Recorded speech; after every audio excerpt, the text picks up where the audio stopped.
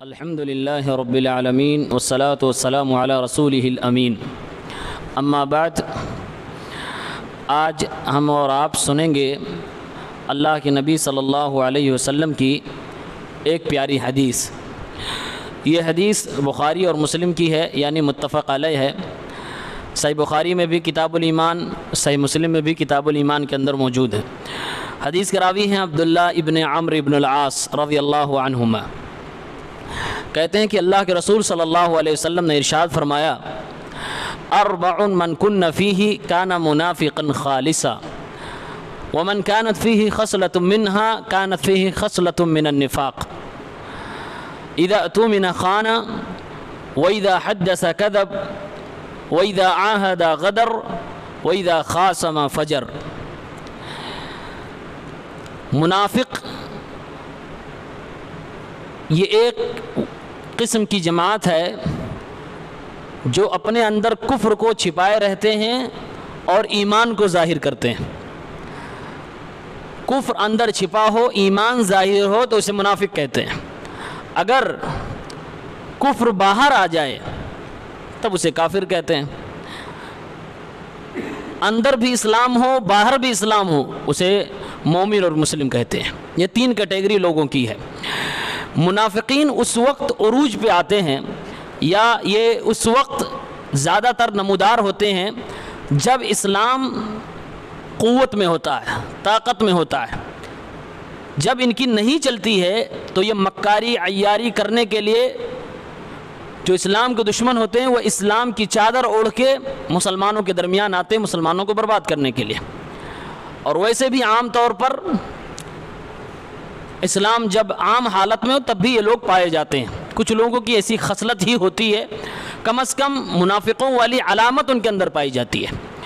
اور یہ منافقت دو طرح کی ہوتی ہے، ایک نفاق اعتقادی، ایک نفاق عملی۔ اعتقادی یعنی عقیدے والا نفاق۔ عقیدے والا نفاق یہی ہے کہ آدمی ظاہری طور سے اسلام کو آگے کرے، ظاہر کرے، نماز بھی پڑھ رہا، دیکھیے اسلام والا کام ظاہری طور سے کرا لیکن دل سے وہ اسلام کے خلاف ہے۔ تو یہ جو دل میں اسلام کی نفرت اس کے بھری پڑی ہے، جو کفر ہے، اسی کو کہتے ہیں نفاق اعتقادی، عقیدے والا نفاق۔ ایسے لوگوں کے بارے میں اللہ نے فرمایا ہے، ان المنافقین فی الدرک الاسفل، یہ منافقین جہنم کے سب سے نچلے تہہ میں ہوں گے۔ اور ایک نفاق ہے نفاق عملی، یعنی دل میں تو نفاق نہیں ہوتا لیکن ان کے اندر جو اعمال ان کے ہیں، جو کام ان کے ہیں، منافقوں سے ملتے جلتے ہیں یا منافقوں والے اعمال وہ کر رہے ہوتے ہیں۔ اس حدیث پاک میں اللہ کے نبی صلی اللہ علیہ وسلم نے نفاق عملی کی 4 خصلتوں کا ذکر فرمایا۔ آپ صلی اللہ علیہ وسلم نے فرمایا، اربع من کن فیہ کان منافقا خالصا، جس کے اندر 4 یہ خصلتیں، 4 علامتیں پائی جائیں وہ خالص منافق ہے۔ اور جس کے اندر ان میں سے کوئی ایک پائی جائے تو سمجھو اس کے اندر ایک منافقت کی پہچان ہے، جب تک کہ وہ اسے چھوڑ نہ دے۔ فرمایا اللہ کے نبی صلی اللہ علیہ وسلم نے، اذا اؤتمن خان، پہلی نشانی منافق کی یہ ہے کہ جب اس کے پاس کوئی امانت رکھی جائے تو اس میں خیانت کر جائے۔ کسی کا سامان آپ نے ادھار لیا اور آپ سرے سے انکار کر دیں، میں نے تیرا کب لیا تھا۔ یہ منافقوں کی پہچان ہے، منافق ایسا کرتے تھے۔ یا کسی نے اپنا سامان آپ کو امانت دار سمجھ کے دیا کہ آپ کے پاس سے رکھ لیجئے، کچھ دنوں بعد میں واپس لے لوں گا، آپ اس میں خرد برد کر جائیں، آپ اس میں ہیر پھیر کر جائیں، خیانت کر جائیں۔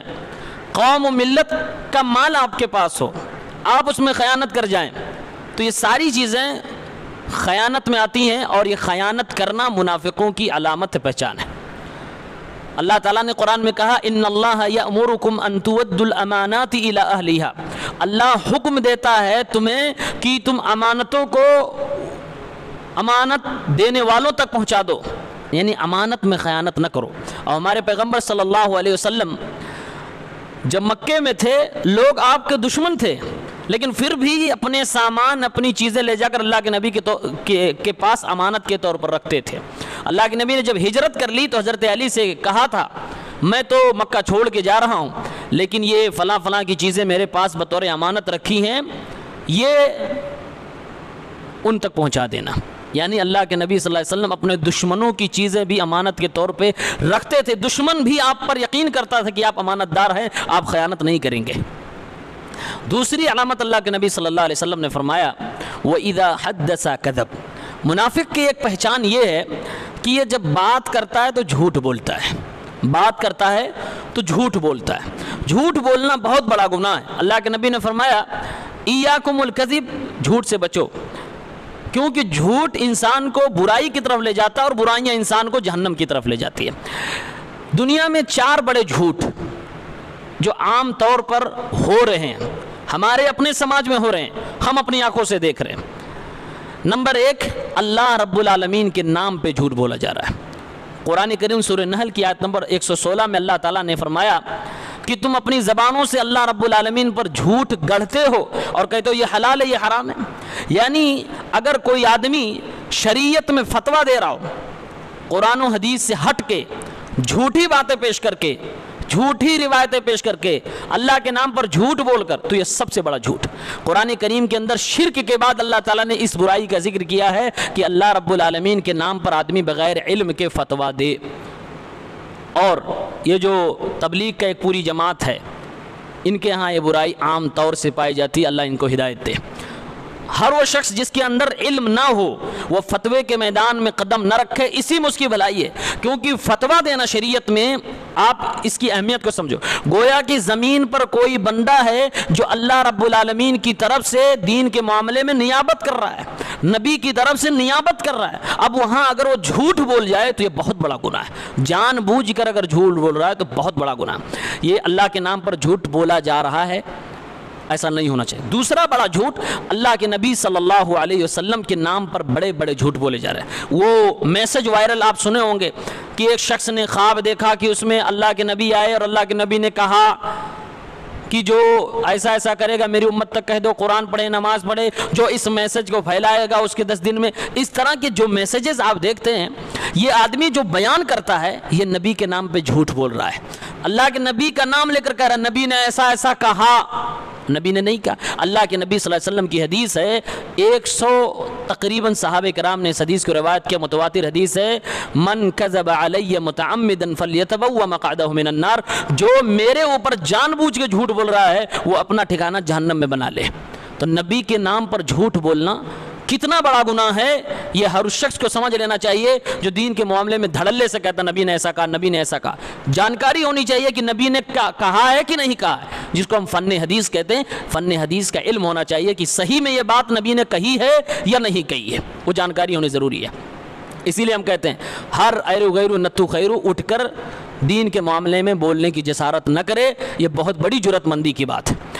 تیسری چیز تیسرا جھوٹ جو سماج کے اندر پایا جاتا ہے وہ ہے جھوٹ بول کر کسی مسلمان بھائی کا حق ہڑپنا۔ یہ بھی سماج کے اندر بہت عام ہے، کاروبار میں، بزنس میں، زمین جائیداد میں جھوٹ بول کر دوسرے کا حق ہڑپ لینا، یہ بھی بہت بڑا گناہ ہے۔ چوتھا بڑا جھوٹ یہ ہے کہ جھوٹ بول کر لوگوں کو ہنسانا۔ پورے کامیڈی شو آپ غور کریں گے اسی پہ بیسڈ ہے، جھوٹ بول بول کر، جھوٹی ایک امیجن تصور میں لوگوں کو بیان کر کے لوگوں کو ہنسایا جاتا ہے، اور وہ چیز کبھی کبھی تھوڑی بہت زمین پہ ہوئی ہوتی ہے ورنہ اکثر و بیشتر نہیں ہوتی ہے۔ وہ جھوٹ بولا جاتا ہے لوگوں کو ہنسانے کے لیے۔ اللہ کے نبی نے فرمایا جو لوگوں کو ہنسانے کے لیے جھوٹ بولتا ہے اس کے لیے جہنم کی ایک وادی ہے، ویل ہے، دھمکی دی اللہ کے نبی نے۔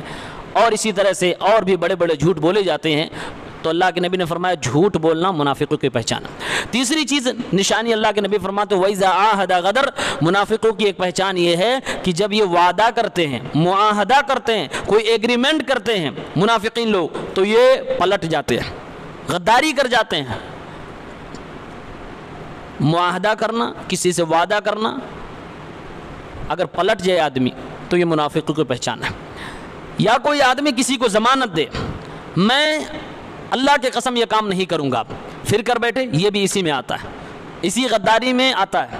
اگر کوئی شخص کسی سے یہ ضمانت دے کہ میں تمہارے بارے میں یہ بات کسی کو نہیں بتاؤں گا، پھر اس کے بعد کہہ بیٹھے تو یہ بھی اسی میں آتا ہے، بلکہ دوسرے ناحیے سے دیکھا جائے تو خیانت میں بھی آتا ہے، لیکن اس غداری کے اندر بھی آتا ہے۔ اللہ کے نبی نے فرمایا یہ منافقوں کی پہچان ہے، اور یہ غداری کرنا، معاہدہ کر کے پیچھے ہٹ جانا، یہ جرم اس وقت زیادہ سنگین سمجھ میں آتا ہے۔ اللہ کے نبی کے زمانے میں اگر آپ تصور کریں کہ اللہ کے نبی نے کہا تھا کہ اگر کوئی بھی مسلمانوں کی بستی میں سے کوئی مسلمان کسی کو اپنے یہاں ٹھہرا لے، اس نے عہد و پیمان کے تحت اپنے یہاں رکا لیا، اب کوئی دوسرا مسلمان اٹھ کے آئے اور بولے کہ تم نے اس کو ٹھہرایا، ہم اس کو قتل کریں گے، قتل کر دے، تو اللہ کے نبی نے فرمایا وہ جنت کی خوشبو تک نہیں پا سکتا جو ایسا کرے۔